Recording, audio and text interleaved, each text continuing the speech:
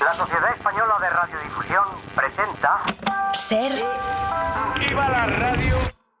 Podcast. Siempre. Las 7 de hoy por hoy. Ser Podcast. Acaba de publicarse, se publicó ayer, el informe sobre la sanidad pública en España. Dice que de media tenemos que esperar 9 días para que nos den cita en el médico de cabecera y que los tiempos de espera van a más. Dice que los problemas de salud mental los sufren ya 1 de cada 3 personas, sobre todo la ansiedad.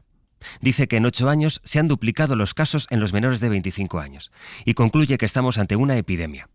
También ayer se publicó otro informe, un observatorio sobre la sanidad privada, que dice que el 70% de los hospitales especializados en salud mental son privados, que son privadas el 77% de las consultas. La ratio de profesionales en salud mental en la sanidad pública española está bastante por debajo de la media europea. Pero ese último dato, ese no es de ayer. Eso es así desde hace bastante tiempo. Hola, buenos días. Después del lunes negro que vivieron ayer los mercados de medio mundo, parece que la calma regresa por el momento a las bolsas. Las primeras en abrir este martes han sido las de Asia, que recuperan terreno con el Nikkei japonés a la cabeza. La bolsa de Tokio sube hasta ahora casi un 9% después de que ayer se desplomara y perdiera más de 12 puntos en su peor jornada en 37 años. Fernando Bayo, buenos días. Hola Sastre, buenos días. La montaña rusa bursátil se activaba el pasado viernes en Estados Unidos tras conocerse los malos resultados de empleo en julio y la posibilidad de que la Reserva Federal retrasara la bajada de los tipos de interés hasta septiembre. La perspectiva de una recesión en la mayor economía del mundo desató ese pánico en Japón y provocó una tormenta que contagió también a las bolsas europeas. Ninguna se salvó. El CAC 40 francés, el DAX alemán, el FTSE londinense cayeron y también lo hizo el IBEX 35, que registró su mayor caída en 17 meses. El nerviosismo se extendía incluso a Wall Street, donde el Nasdaq perdía un 3,4% de su valor, lo que añade presión a la Reserva Federal ahora para que baje los tipos de interés antes de lo previsto. Nueva York, Pablo Anzola, buenos días. Buenos días. Incapaz de contener el pánico, Wall Street se ha sumado a la sangría bursátil. Sus principales índices, el S&P 500 o el Dow Jones, han firmado su peor sesión en 2 años, con las tecnológicas cayendo a plomo. Más de un 6% se ha dejado Intel o el fabricante de chips Nvidia.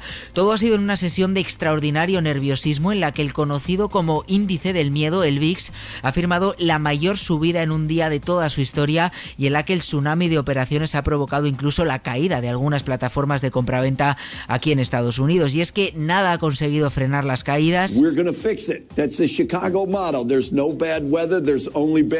Tampoco este intento del presidente de la Reserva Federal de Chicago. Si hace falta lo arreglaremos, decía la cadena CNBC en referencia a anticipar una bajada de tipos que oxigenaría la economía. Eso aliviaría algo el temor a la recesión en Estados Unidos y con ello el pánico que en las últimas horas ha provocado un terremoto bursátil a escala global. Terremoto político no, ya veremos si lo hay en Cataluña. De momento, las Juventudes de Esquerra han decidido apoyar la investidura del socialista Salvador Illa como presidente. Precisamente hoy el presidente del Parlament, Josep Rull, iniciará la ronda de contactos con los grupos parlamentarios y fijará la agenda para el debate de investidura que, si nada cambia, podría darse este mismo jueves. Illa está a un paso pues de la presidencia, pero todavía va a tener que sortear un obstáculo importante, la gestión del regreso a Cataluña, si es que vuelve, de Carles Puigdemont. Tras casi 7 años huido de la justicia, el expresidente amaga con regresar y provocar una detención policial, coincidiendo justo con ese debate de investidura. Barcelona, Sergi López, buen día. Hola, buen día. La gestión de ese regreso de Carles Puigdemont se está llevando con mucho secretismo. En principio se pretendía que fuera un recibimiento multitudinario, pero al final se ha optado por una vuelta clandestina. El objetivo de Junts, según diversas fuentes, es intentar que Puigdemont llegue al Parlament sin ser detenido. En la Cámara confían que no le arresten porque el reglamento interno del Parlament lo prohíbe. Pero los expertos que hemos consultado, como el catedrático de Derecho Procesal Jordi Nieva, opinan lo contrario. El Parlament o el presidente del Parlamento no El Parlament, dice Nieva, no puede oponerse a esta detención porque estaría incurriendo en un delito de desobediencia. Los Mossos han previsto un operativo por si han de detener al expresidente antes de que entre al Parlament. Un Parlament en el que hoy a partir de las 9:30 empezarán a desfilar, primero Salvador Illa y luego los partidarios que le apoyan, finalmente los que no, con la idea de poder convocar el pleno de investidura para el jueves. Es martes, es 6 de agosto. A la tercera tampoco fue la vencida. Los vocales del nuevo Consejo General del Poder Judicial fracasaron ayer una vez más, y van 3 ya en su nuevo intento de designar una nueva presidencia. Ninguno de los nombres propuestos hasta ahora ha obtenido los 12 votos necesarios en el Pleno y nada hace intuir que ese bloqueo entre progresistas y conservadores se vaya a romper próximamente. De hecho, los vocales se han emplazado a seguir negociando en las próximas semanas, sin fijar, eso sí, una fecha para una nueva votación. Así que el órgano de gobierno de los jueces seguirá descabezado previsiblemente hasta el arranque del nuevo año judicial en septiembre, Javier Bañuelos. Se aproximaron posiciones según fuentes presentes en ese pleno, pero ninguno de los dos bloques da su brazo a torcer. Hubo una única votación, pero no hubo consenso, así que por tercera vez los nuevos vocales del Consejo General del Poder Judicial han sido incapaces de elegir al nuevo presidente o presidenta del órgano de gobierno de los jueces. Sobre la mesa los mismos dos nombres que en la anterior sesión, la magistrada Pilar Teso, candidata del ala progresista moderada, y el magistrado Pablo Lucas, promovido por los conservadores.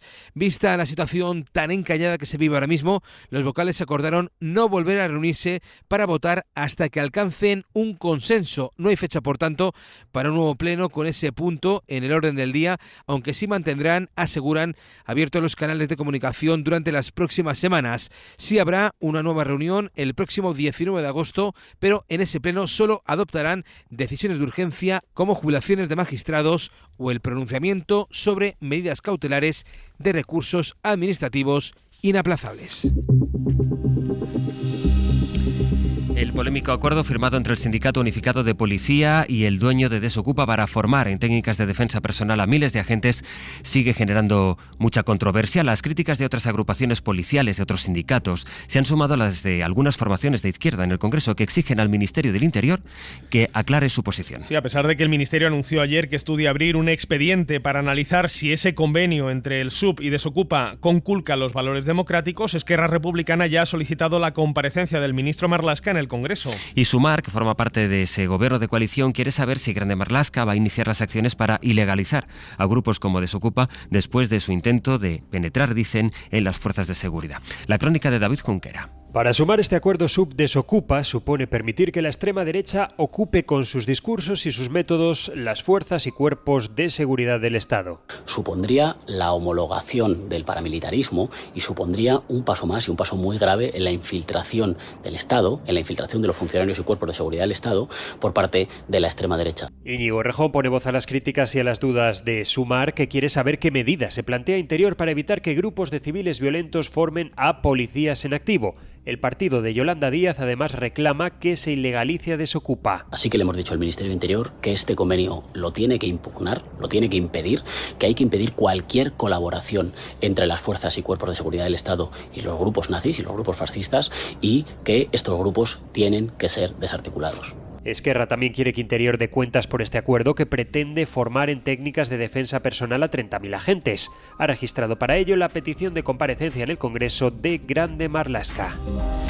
Hemos hablado al empezar este tramo de información del estado de la sanidad pública. Los españoles estamos cada vez menos satisfechos con la gestión de nuestro sistema de salud. Según el último informe del Ministerio, la valoración de la sanidad pública registra su peor nota en más de una década, lastrada, como comentábamos, por las largas listas de espera y la falta de personal. Este informe pone además, califica de epidemia los problemas de salud mental de los españoles, porque lo sufrimos ya 1 de cada 3 personas, Marina Fernández. Cada vez estamos menos satisfechos con nuestra sanidad pública. Le damos una nota de 6,27, la más baja en 11 años. Poco más le ponemos a la atención primaria. No llega ni al 6,5, cuando antes de la pandemia pasaba del notable. El caso es que cada vez hay que esperar más para ir al médico de cabecera y cada vez son más personas, 7 de cada 10, las que tienen que soportar estas demoras. Sí que bajaron en 2023 los días que hay que esperar para ver al especialista o para una operación no urgente, aunque la desigualdad entre comunidades es muy acusada. En Canarias son 153 días frente a los 45 de Madrid. Sanidad dedica un apartado especial de este informe a la salud mental. 1 de cada 3 personas tiene algún problema, sobre todo de sueño, depresivo o de ansiedad, que afecta en este último caso al doble de mujeres que de hombres. Unidos y con permiso de las bolsas, la noticia económica está en el fallo de un juez federal contra Google. Breaking news this hour, a federal judge has just ruled against Google. The judge ruling the tech giant search engine is monopolizing. Ese fallo determina que el gigante de las búsquedas de Internet es un monopolio y que actuó como tal para mantener su posición de dominio del mercado al pagar miles de millones de dólares a los fabricantes de smartphones y a los navegadores web para que su motor de búsqueda, para que Google apareciera precisamente como el predeterminado. Mientras tanto, en Europa, la red social TikTok ha comunicado a Bruselas que renuncia definitivamente al lanzamiento de su programa de recompensas que permitía a los usuarios ganar puntos por ver o por publicar vídeos y luego canjearlos en tiendas electrónicas. Jordi Fábrega. TikTok ha renunciado definitivamente a su programa de recompensas a los usuarios que veían o publicaban más vídeos en la plataforma, unas recompensas que podían usar posteriormente para comprar en determinados comercios electrónicos. Estamos hablando del programa TikTok Little Rewards que la plataforma lanzó en abril en Francia y en España. Estos dos países prohibieron el programa inmediatamente. Posteriormente también lo hizo la Comisión Europea, que abrió un expediente de infracción contra la matriz de TikTok por vulnerar la ley de servicios digitales. 4 meses después, TikTok se ha comprometido a retirar el programa y también a no desarrollar ninguna aplicación parecida en la Unión Europea.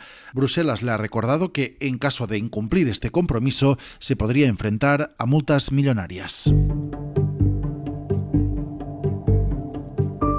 Ayer les contábamos a esta hora que el presidente de Estados Unidos, Joe Biden, tenía previsto reunirse con sus asesores de seguridad nacional para analizar la tensión creciente en Oriente Medio que amenaza con desembocar en un choque directo entre Irán e Israel. La situación es tan impredecible que la agencia Reuters cuenta que la propia Casa Blanca no sabe ni cuándo ni cómo se producirá la prometida represalia iraní por el asesinato de varios líderes de Hamas y Hezbollah. Hace unas horas, el responsable de la diplomacia de Estados Unidos ha pedido contención a todas las partes.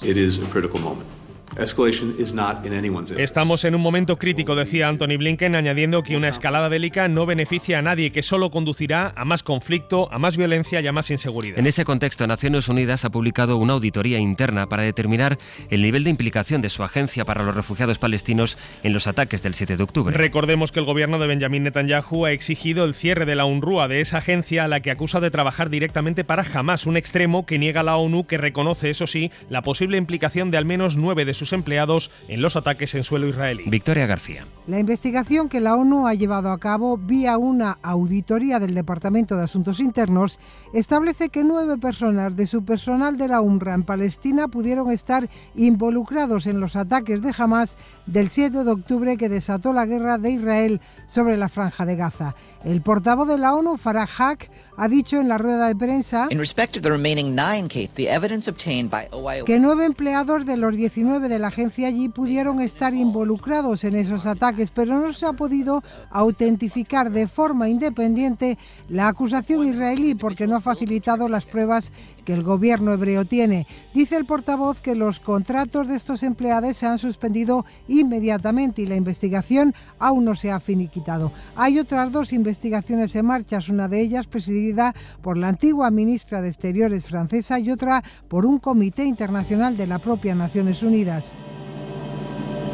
Saludamos en Sevilla a Natalia Perales. Natalia, buenos días. Hola, buenos días. En Mallorca, Mamen Municio. Mamen, buen día. Hola, buen día. Con ellas vamos a repasar otras noticias de las que se habla, pues en Baleares, por ejemplo, donde 4 jóvenes decidieron hundir un barco de alquiler en Mallorca y luego mofarse, Mamen, de lo ocurrido en redes sociales. Por supuesto, 4 jóvenes, un barco de alquiler sin licencia, alcohol y redes sociales. ¿Qué podría salir mal? Pues el barco, como bien has dicho. Hundimos un barco en Mallorca sin querer. Es una publicación en TikTok compartida por uno de los tripulantes, por llamarlos de alguna manera. Se puede ver cómo navegan y voy a comentar pues varias frases. Agárrame el cubata, se oye, a gran velocidad, mientras cada vez entra más agua, risas y claro, una vez que está pues llena la barca, la tratan de vaciar con una nevera de playa. Desde luego no tienen éxito, entonces sí, paran los motores, les vemos sacar agua y la verdad es que la imagen es muy triste porque claro, vemos todos los plásticos, latas, botellas, bolsas, todo va a parar al agua flotando y todo desde luego sin parar de grabar. Graba en todo momento, se escucha y cuentan la historia en 3 partes. Ya en la última nos enteramos cómo un barco de bandera alemana les saca y remolca la barca y oye, se les ve tan contentos en el camino, adivina, bebiéndose otra cervecita. Esto salen algunos de los fragmentos. Grabándolo todo para subirlo en redes, ¿eh? Claro, graba, saca agua y dame los móviles. Y graba, que es lo que les importa es grabarlo. Es lo más importante. Y luego sacar agua a ver si salían, aunque finalmente, como bien decía, les remolcaba tuvieron la inmensa suerte de que les remolcó un barco con bandera alemana. Entre los comentarios, pues preguntas de a cuánto ha salido la broma y comentar desde luego la poca preocupación de los jóvenes, aunque ellos comentan cómo al sexto cubata se la pela todo, literal. Yeah. Y en otro comentario, bueno, también están, como no, pues los que reprenden, ¿no?, la temeridad de estos jóvenes. Bueno, ninguna gracia, desde luego, pero en fin, algo que ha ocurrido. En las aguas de Mallorca, en Sevilla, vaya historia, Natalia, porque hace unos días una vecina de Sevilla que se llevó un susto tremendo, encontró una serpiente en la cama justo cuando se iba a dormir. ¿Cómo llegó hasta allí? Sí, es tremendo el susto el que se llevó esta vecina de Sevilla. Este es curioso, Sastre, pero una semana después todavía no nos dicen desde fuentes municipales, desde el ayuntamiento, cómo ha podido llegar la serpiente al cabecero de la cama de esta vecina de Sevilla. Imagínate por un momento lo que vivió esta joven, que cuando se iba a acostar de madrugada vio salir del cabecero de su cama en su dormitorio la cola de una serpiente. ¡Qué miedo! Sí, seguro que pensó que estaba teniendo una pesadilla, pero nada de eso, era real, era una serpiente y medía 1 metro. Ella muy nerviosa y llorando, como es lógico, pues llamó a la policía. Los bomberos en plena noche acudieron a retirar el reptil y creen que puede tratarse de una serpiente doméstica, eso sí lo hemos podido saber. Así narraba lo ocurrido el portavoz del Cuerpo de Bomberos de Sevilla, Javier Melero. Lo que comprobaban mis compañeros al retirar la cama es tal y como nos habían comunicado de la sala, que había una serpiente de gran tamaño justo detrás, entre la pared y la cama. Por el tamaño que tenía y que se ve que estaba acostumbrada con el trato humano, pues posiblemente sea de uso doméstico. Bueno, pues no sabemos de dónde venía esta serpiente, pero sí sabemos que tiene nuevo hogar. Ha sido enviada a la Reserva Natural del municipio sevillano Castillo de las Guardas, donde podrá convivir con otros animales, así que pueden dormir tranquilos en Sevilla ya, que no va a aparecer Esa es la mejor noticia, cabecero de la cama de nadie. Da un miedo que, en fin. Natalia Mamen, gracias. Hasta ahora. Adiós. Hasta luego. La recomendación cultural de hoy nos lleva al Museo del Prado en Madrid. Hasta el 22 de septiembre podrán ver una exposición que permite saber cómo vivían los cambios sociales artistas como Sorolla, Picasso o Solana. Nos lo cuenta Raquel García. Era 1897 cuando un jovencísimo Picasso pintó Ciencia y Caridad, el mayor cuadro que había hecho hasta la fecha, en el que un médico toma las pulsaciones de una joven moribunda. La muerte es uno de los temas que el arte social retrató en el convulso siglo XIX, una época de transformaciones y cambios marcados por las reivindicaciones obreras y por la pérdida de las colonias de ultramar. Fue la transición a la sociedad moderna en la que vivimos hoy y que reflejan los 300 cuadros de la gran exposición Arte y Transformaciones Sociales en España, plato fuerte de la temporada que recomendamos visitar en el Museo del Prado. Javier Barón es el comisario de la muestra. De París recibe una medalla de honor, una obra que es una sala del hospital durante la visita del médico jefe, pintura social.